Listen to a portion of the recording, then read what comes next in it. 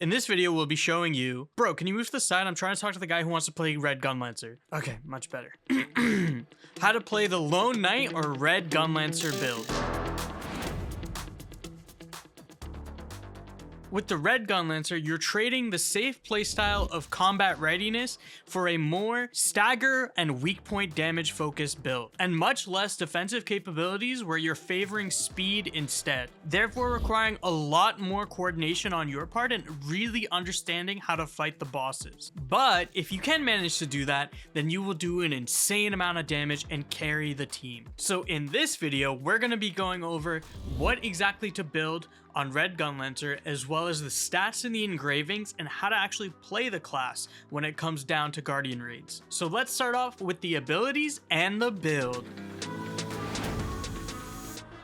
So before we get into the actual build, it's important to mention a couple things. The first is that because of the Lone Knight engraving, your first identity skill, defensive stance, is going to be severely gimped. By this I mean the consumption of it will be reduced by 100%, so it'll go away much faster. Your second identity skill, battlefield shield, you cannot use at all, so keep that in mind as well. In terms of the abilities, the first one we're going to take is Fire Bullet. Fire Bullet is a great ability that does weak point damage and has a low cooldown, so we can use it quite often. Generally, you're going to use it as a filler ability, but as you can see in the skill description, it also has mid stagger, so you can use it to lower the stagger bar on the boss. This cooldown is reduced even more when we go the Lucky Chance tripod, followed by Enhanced Strike to do more damage, and then Attack Creation, which allows you to shoot 2 bombardments doing even more damage. After that, we're gonna take what is a staple for Gunlancer and Guardian raids no matter what build you go, Dash Upper Fire. The reason this is a staple ability is because Dash Upper Fire has one of the strongest counters in the game. The reason counters are so important is because it interrupts the ability that the boss is gonna do,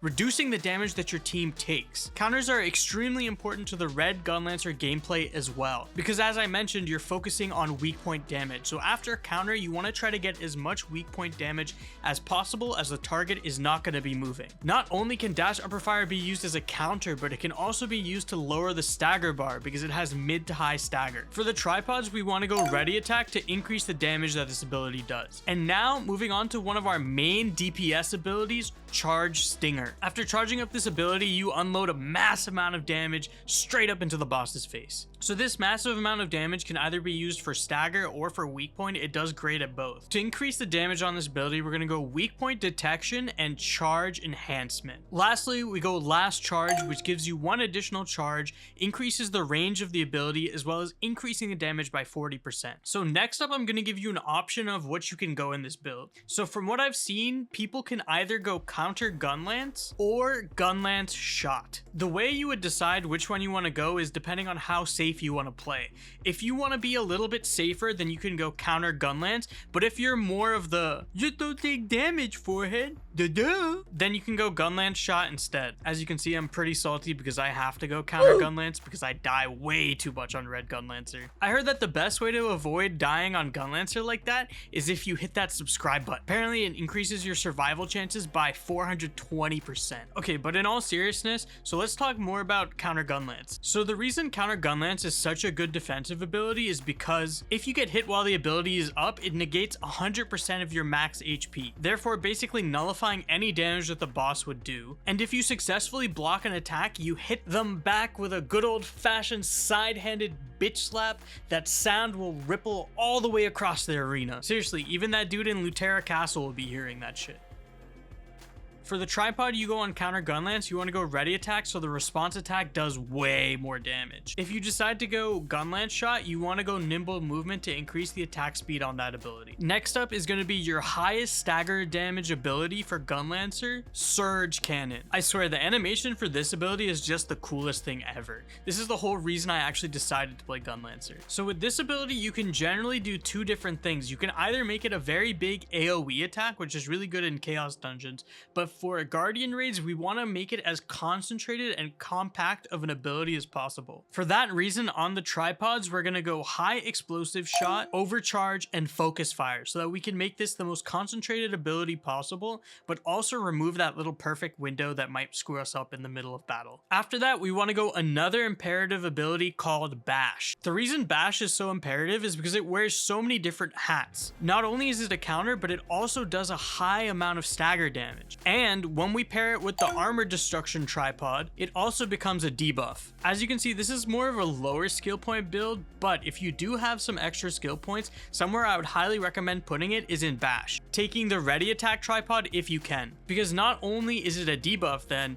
it's also a buff, so you're just throwing even more hats onto this ability. Another crucial ability that all Gunlancers should be going is Shout of Hatred. This is an extremely unique ability because it's the only ability that'll be able to interrupt not only mobs but bosses as well. But its value doesn't stop there. With the quick prep tripod, we can reduce the cooldown by 3%. But the tripods that really make a difference is the shield tripod, because this allows you to protect yourself while you're taunting the boss. Additionally, the open weakness tripod, it recovers 20% of your shield, which we all know Red Gunlancer needs so desperately, as well as increases your teammates' damage as well. Did I mention this ability also hits like a truck? In my Blue Gunlancer video, I said that Gunlancer must be saying some really hurtful stuff if it does that much damage. But what I didn't mention is Gunlancer is actually a bully, because he also makes the homies say some hurtful stuff too.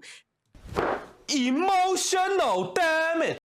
If your homies didn't love you already for taking Shout of Hatred, they are going to be head over heels for you when they find out you take Nalastria's energy. Just by itself, the ability reduces the damage that your teammates take, but with the quick prep tripod, you can use it much more often. With the effectiveness tripod, you take 35% less damage on top of that, but the absolute huge change is Survive. This tripod gives your teammates a shield. So most people assume that the Red Gunlancer is a lot more greedy because the name is Lone Knight, but it still has some fairly good utility. And then lastly, in terms of the awakening ability, you go Guardian's Protection. This is an insane ability because it does so much damage to the boss if you actually land it. Plus it fully recharges your shield, so if you're in like an oh shit moment, this is a perfect ability to use. I'm still not 100% sure on the runes, so I'll go over that at some point later, but some safe picks would be attack speed, weakness damage, and stagger damage. Okay, so with all that out of the way, let's move on to the stats and the engravings.